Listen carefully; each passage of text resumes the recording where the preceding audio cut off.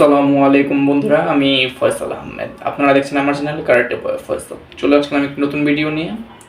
আজকে ভিডিওতে আমি আপনাদেরকে বলবো যে বর্তমান সমাজে মার্শাল আর্টের মূল্য এত কম কেন। দেখবেন বন্ধুরা, বেশিরভাগ মানুষ ক্রিকেট, ফুটবল খেলতে পছন্দ করে, কিন্তু মার্শাল আর্ট কেউ শিখতে চায় না বর্তমানে। তার পিছনে কিছু কারণ রয়েছে, যে কারণগুলো আমি আপনাদের সাথে শেয়ার করবো আজকে। যে সবচেয়ে বিশেষ কারণ হচ্ছে যেটা, আমাদের বর্তমান সমাজে যে মার্শাল আর্ট ট্রেনাররা আছে, মার্শাল আর্টের টিচাররা আছে, তাদের বাণিজ্যিক চিন্তা ভাবনা। যেটা একটা সময় ছিল, মাস্টাররা স্টুডেন্টদের অনেক হার্ড ট্রেনিং দিত, ফলে খুব কম স্টুডেন্টই পারতো মার্শাল আর্টের ট্রেনিংটা কমপ্লিট করতে। অর্থাৎ যে কজন স্টুডেন্টই এই ট্রেনিংটা কমপ্লিট করতে পারতো তারা খুবই স্ট্রং হতো, কিন্তু সবার পক্ষে মার্শাল আর্টটা শেখা সম্ভব ছিল না। কিন্তু বর্তমান সমাজে ঠিক তার উল্টো হয়ে গেছে, যে বর্তমানে টিচারদের চিন্তা ভাবনা হচ্ছে এটা যে তাদের স্টুডেন্টের সংখ্যা কীভাবে বাড়ানো যায়, যেটা আগের মাস্টারদের মধ্যে ছিল না। আগেকার মাস্টাররা চিন্তা করতো যে আমার একটা স্টুডেন্ট হবে কিন্তু অনেক স্ট্রং হবে। বর্তমানে টিচাররা যেটা করতেছে সেটা হচ্ছে তাদের চিন্তা ট্রেনিংটাকে একটু সফট করে দিয়ে স্টুডেন্টের সংখ্যাটা কীভাবে বাড়ানো যায়, যার ফলে মার্শাল আর্টের স্টুডেন্ট তো অনেক হচ্ছে, তবে মার্শাল আর্টের মূল্য কমে গেছে। যেমন ধরেন, বর্তমানে মাস্টাররা যেটা করতেছে স্টুডেন্টদের ট্রেনিংটা সফট করে দিচ্ছে, ফলে তারা তেমন স্ট্রং হতে পারছে না। যার ফলে হচ্ছে কি, তাদেরকে যারা দেখতেছে, বাইরের মানুষ, সাধারণ মানুষরা, তারা দেখতেছে যে ওরা খুব দুর্বল।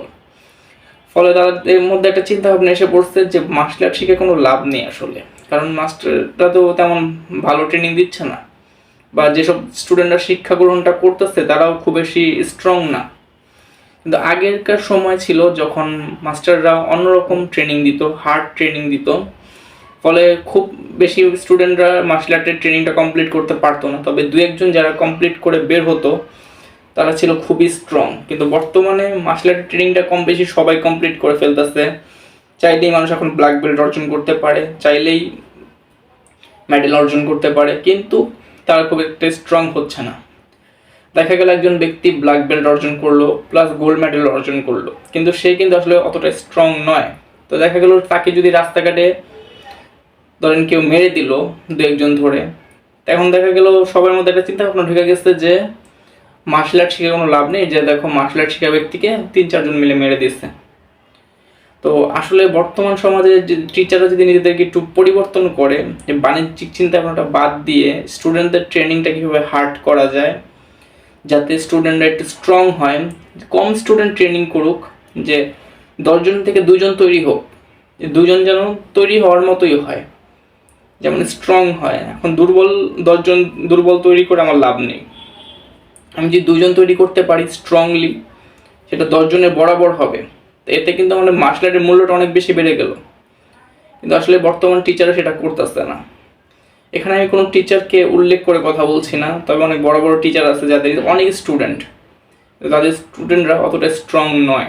তারা ব্ল্যাক বেল্ট পাইছে, গোল্ড মেডেল পেয়েছে, বাট তারা কিন্তু স্ট্রং নয়, বিকজ তাদের টিচার আগের মতো যে একটা সময় ছিল যেভাবে ট্রেনিং করানো হতো সেভাবে ট্রেনিং দিচ্ছে না।